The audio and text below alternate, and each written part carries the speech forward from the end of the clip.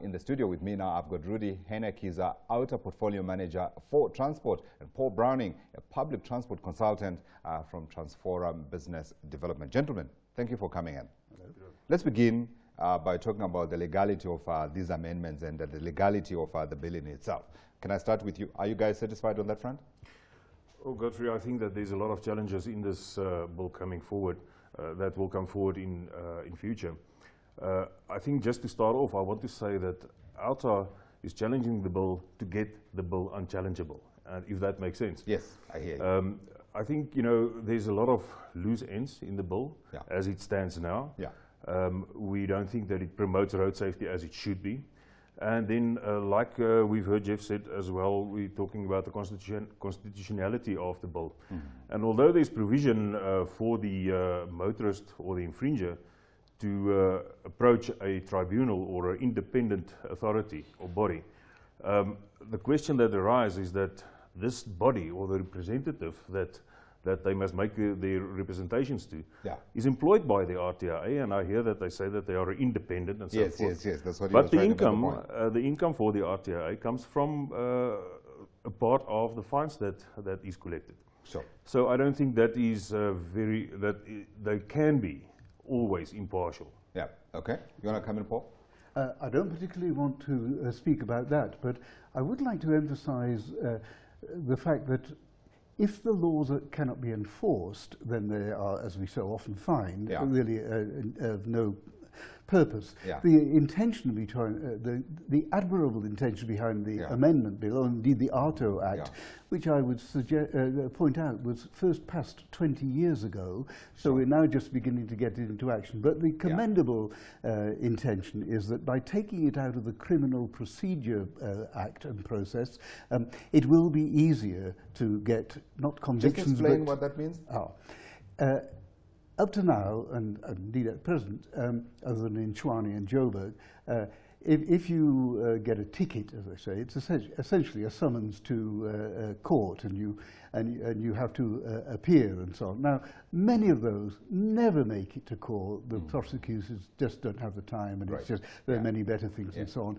So the AARTO Act is intended to turn this almost into a civil claim, so that you're given a ticket, and if you accept it and say, oh, okay, you got me bang to rights and so on, then it's all done without any recourse to a court. So what does it add, this bill, that will make or that will improve road safety from your perspective, from what you've seen so far, or is there likely to be no difference? If it works well, then the demerit system should help greatly. You get a demerit point or several demerit points for different categories of infringement. And when you reach 12, your license is suspended for 3 months. And if you reoffend, it can be, ultimately, it can be taken away. So, and during those 3 months, you can't do anything like renew your license, renew your vehicle license, and so on. The intention is that this will be sufficiently widespread that the population, the driving population, will say, I've got to be really careful here because I don't want my license to be suspended. Is that a strong enough motivation to make a change in driving habits? It's an interesting question. You want to come in? I agree with Paul here that the demerit point system should be a type of a warning. You know, if you drive and you have demerit points against your name, it will be a constant reminder that will remind you to act within the law. And if you act within the law for 3 months, you know, you get rewarded for 1 point given back, if I can put it that way.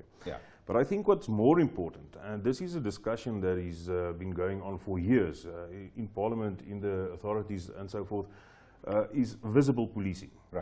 I think that the answer for road safety and people obeying the rules of the road and the laws is visible policing. And I see that the AARTO system is going to cost South Africa lots of money. You know, there's what do you mean? The top structure of the RTI, the that administrative part of the whole thing. That is going to cost South Africa a lot of money. And their only income is a small grant from the Department of Transport, and then 50% of all infringement payments, payments that they will receive from... Are you suggesting they should get all the fines? No, the question or, but why not? The suggestion is that why do you want to fix a system that's not broken? The municipalities, except Johannesburg and Tshwane, are doing this for years and decades on their own. They are issuing the tickets, they are getting the revenue, they are using that revenue in their specific towns and cities. Now it's centralized into a body that's costing the taxpayer to roll it out. Yeah. And we're talking about costs here, a device, for example, that a traffic officer must carry with him so that he knows that this person's license has been suspended. This person cannot be on the road. Small things like that. IT system that must, for the whole country. And that is the thing. Let's tackle enforcement. Because as we were saying, and as I said to Jeff, you can put all these things, you can build these all sophisticated systems and put them in place. But if you can't enforce, it falls to nothing. Is there anything in it that will help with enforcement? I think what we must look at first of all is enforcement in this case will start with the service of notifications. You cannot enforce something if the person if you haven't given it to me, if he hasn't got information about it. Yeah. And if that is successful, it is one step in the right direction. Okay. But at this stage, we see that with the UTIL system based on the eNatus system to get the information right and to get the people's contact details right, to service the document is the first step that must be successful. Right. Otherwise, the whole enforcement system is not going to work. Mm-hmm. And if I could just add to that, enforcement, Rudie's just mentioned about it starts with the service of the notice and so on, but in fact detection of the offence is also an important part. And I can just mention that the Minister of Transport a couple of years ago set up the Traffic Law Enforcement Review Committee, and that's just about to report, and it will certainly address those kind of issues. How do we detect as well as enforce? So from your guys' observations and assessments, is AARTO ready for implementation? Let me start with you and come to you. Yes, it is ready for implementation. I think Rudie will say this, the few bells and whistles first. I think it is ready for implementation. I'm still not sure that its effectiveness will be what it is hoped to be. We all fervently hope that it will be, but I don't quite see the critical difference. Yeah, the impact may not be there. Really?